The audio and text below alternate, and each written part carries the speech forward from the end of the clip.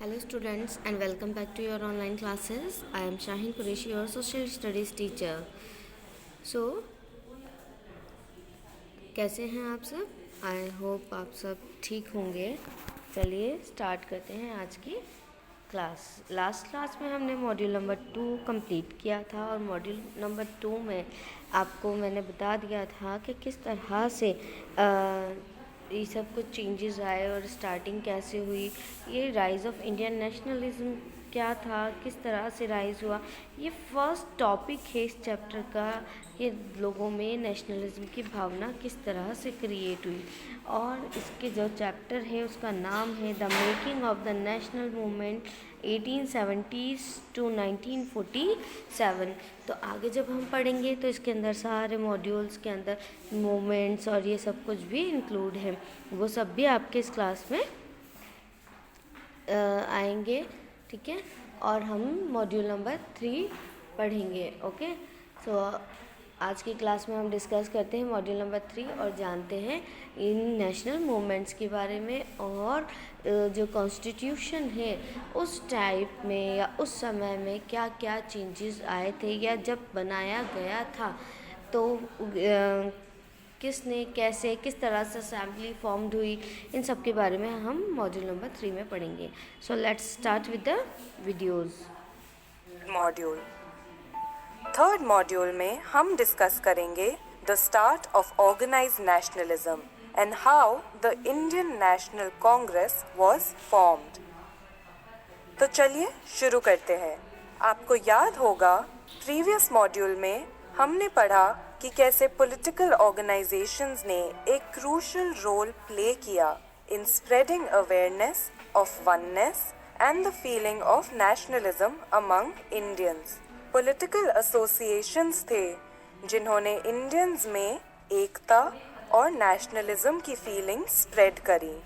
ऐसे nationalist atmosphere में सबको लगा कि एक ऑल इंडिया एसोसिएशन होना चाहिए जो पूरे कंट्री के लोगों को रिप्रेजेंट करे. ऐसे ही ऑर्गेनाइजेशन को बनाने के लिए एक ऑल इंडिया नेशनल कॉन्फ्रेंस ऑर्गेनाइज की. किसने? सुरेंद्रनाथ बैनर्जी ने कैलकाटा में 1883 में. इसके 2 साल बाद 1885 में एक और कॉन्फ्रेंस ऑर्गेनाइज हुई. तो 1883 में सुरेंद्रनाथ बैनर्जी ने ऑल इंडिया नेशनल कॉन्फ्रेंस ऑर्गेनाइज करी और फिर 1885 में एक और कॉन्फ्रेंस ऑर्गेनाइज हुई. ये तो था एक छोटा सा background to understand the beginning of organised nationalism. अब हम एक ब्रीफ ग्लांस डालेंगे to see how the Indian National Congress was formed. जब एक तरफ कैलकाटा में कॉन्फ्रेंस स्टार्ट करने की प्रिपरेशंस चल रही थी, तब दूसरी तरफ बॉम्बे में retired British official Allan Octavian Hume ने एक मीटिंग ऑर्गेनाइज करी. तो क्या था इस ब्रिटिश ऑफिशियल का नाम? Allan Octavian Hume. ये मीटिंग फर्स्ट ऑफिशियल स्टेप था एक political organisation called the Congress बनाने की तरफ. A.O. ह्यूम इस ऑर्गेनाइजेशन के जरिए इंडियंस की डिमांड्स को गवर्नमेंट तक पहुंचाना चाहता था. वो ये मानता था कि ऐसा करने से ब्रिटिश के अगेंस्ट इंडियन अपराइजिंग्स कम हो जाएंगी और साथ ही ब्रिटिश इंडियंस की डिमांड्स और ग्रीवेंसेस के बारे में जान पाएंगे. ग्रीवेंसेस का मतलब होता है कंप्लेंट्स या प्रॉब्लम्स. ये पूरी ऑर्गेनाइजेशन गवर्नमेंट के सुपरविजन में रहेगी. तो A.O. ह्यूम का क्या मोटिव था ये ऑर्गेनाइजेशन बनाने का? A.O. ह्यूम इस ऑर्गेनाइजेशन के जरिए इंडियंस की डिमांड्स को गवर्नमेंट तक पहुंचाना चाहता था, इंडियन अपराइजिंग्स को कम करना चाहता था और साथ ही ब्रिटिश इंडियंस की डिमांड्स और ग्रीवेंसेस के बारे में जान पाए. ये पूरी ऑर्गेनाइजेशन गवर्नमेंट के सुपरविजन में रहती. ये मीटिंग बॉम्बे के गोकुलदास तेजपाल संस्कृत कॉलेज में 28 to 30 दिसंबर 1885 तक चली. इस मीटिंग को अटेंड करने 72 डेलीगेट्स आए from all parts of India. इस मीटिंग के इम्पोर्टेंट लीडर्स थे W.C. बनर्जी, फिरोज शाह मेहता, दादाभाई नारोजी, बदरुद्दीन त्याबजी, S. सुब्रमण्य अय्यर, दिनशा वाचा, काशीनाथ त्रियंबक तेलांग और रामतुल्ला सयानी। तो इस मीटिंग के कौन से इम्पोर्टेंट लीडर्स थे? W.C. बनर्जी, फिरोज शाह मेहता, दादाभाई नारोजी, बदरुद्दीन त्याबजी, S. सुब्रमण्य अय्यर, दिनशा वाचा, काशीनाथ त्रियंबक तेलांग और रामतुल्ला सयानी। This meeting led to the formation of the Indian National Congress. Congress के फॉर्मेशन के बाद इंडिया के अलग अलग पार्ट्स में कांग्रेस ने एनुअल सेशंस होल्ड करना शुरू कर दिया। शुरू के इयर्स में ब्रिटिश भी इन मीटिंग्स में इम्पोर्टेंट रोल प्ले करती थी। अब ये जानते हैं कांग्रेस का मेन एम क्या था। एट दिस टाइम कांग्रेस का मेन एम था एक ऐसा प्लान बनाना जो ब्रिटिश गवर्नमेंट से कंसेशंस दिलाने में मदद करे। इससे इंडिया की इकोनॉमी बेटर होती क्योंकि इंडियंस को कम पैसे पे करने पड़ते। दूसरा एम था इंडिया के सारे लीडर्स को साथ में लाना ताकि वो साथ में मिलकर नेशनल प्रॉब्लम्स को सॉल्व कर सके। तो फ्रेंड्स, अब करते हैं एक क्विक रीकैप।